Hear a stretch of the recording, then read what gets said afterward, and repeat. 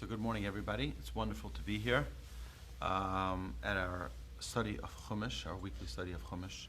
Before we begin our class, I wanted to share a short thought on this week's Parsha. We have what is known as the blessings and the curses, where we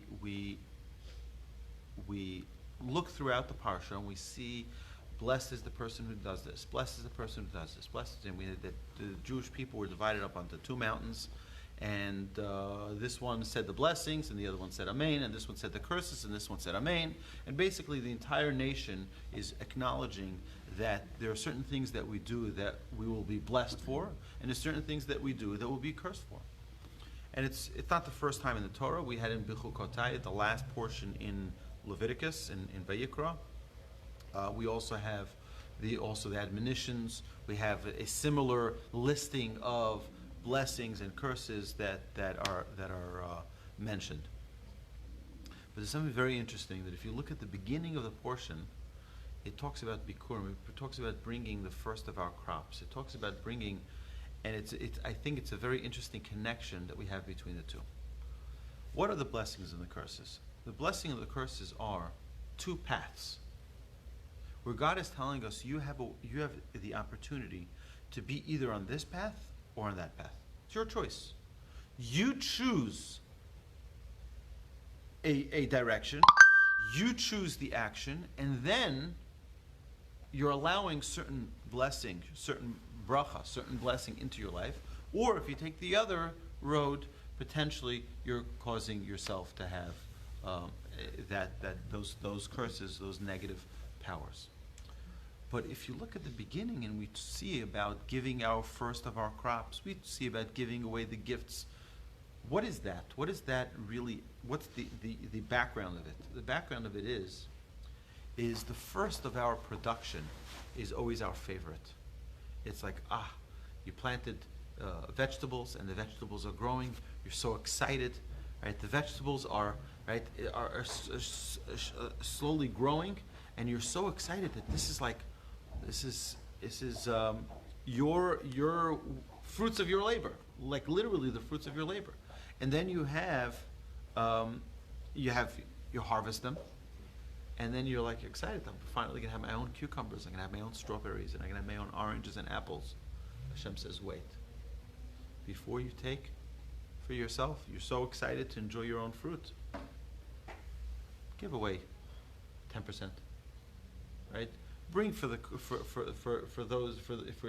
there's certain parts that you had to bring to Jerusalem, right? There's certain parts you gave to the poor, right? There were different tithes that they would give. And what's the purpose of that? Do you really recognize that everything is from the Almighty, or do you think everything is from yourself? And I think that's the introduction to the blessings and the curses.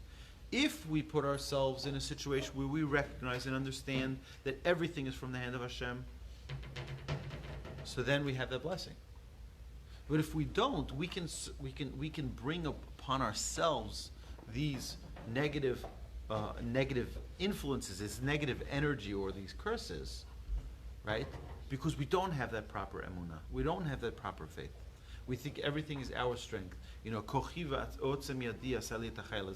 my strength, it's my wisdom, it's my intellect, it's my courage that gave me this success. And it's not necessarily so.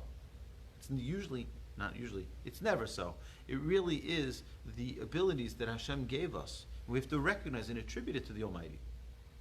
We mentioned earlier, right, that everything is in the hands of Hashem. Everything is in the hands of Hashem. Everything the Almighty does is good. The question is whether or not we're capable of seeing it. And there's a whole world that we can be living in, which is the world of living with emunah. It's a world of living where we recognize that we're eating from the hands of Hashem. Hashem is taking care of us from day one to the last day we're on earth. Or we want to live outside that world, where everything is me. And I'm the one, it's like you said, the wedding, right? I think that what was concerning is like, if the hurricane comes and the wedding is not, then you're not in control anymore. Because till now you're in control. Everything is organized. I know what's going to be when. We have the wedding planner and everything is scheduled at a certain, and suddenly it's going to be chaos because I'm out of control. But if we say, you know what, I don't have control anyway. Hashem has control. He'll take care of it. I have nothing to worry about now. Hashem li lo ira. I have nothing to worry about. So I think this is the principle of why we have the blessings and the curses, right? Immediately after talking about the bikurim, talking about the bringing those tithes, or giving away, is because we're recognizing, you know what? I can live in the world where I recognize Hashem's existence. I can live in a world where I recognize that it's not really my fruits of my labor. It's the fruits that Hashem gave me, right? And now I'm going to give it back. I'm going to reaffirm that connection. And now our whole life, our whole perspective is a perspective of blessing. We realize everything we have is a blessing. Versus, a person can have a different perspective and say, you know what? This is all me. And then potentially distancing himself from the Almighty, and then chooses a life of the alternative of blessings. So I think it's a very interesting perspective on this week's Parsha, and hopefully we'll all merit to have success in our day-to-day activities, in feeling that connection with the Almighty, feeling a connection that everything that happens to us, whether it's good or less good, that it is really a gift from the Almighty, even when it's difficult, because when one door closes, it's just an opening for another door.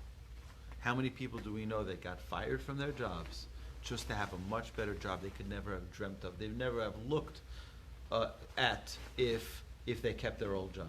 But now it opened up new opportunities and so much greater results. So Hashem should bless us all. We should always merit to be able to see the hand of Hashem and never have that feeling of pain and or anguish or uncertainty where we don't know, we don't see, but we should always see that there is a brighter light out there.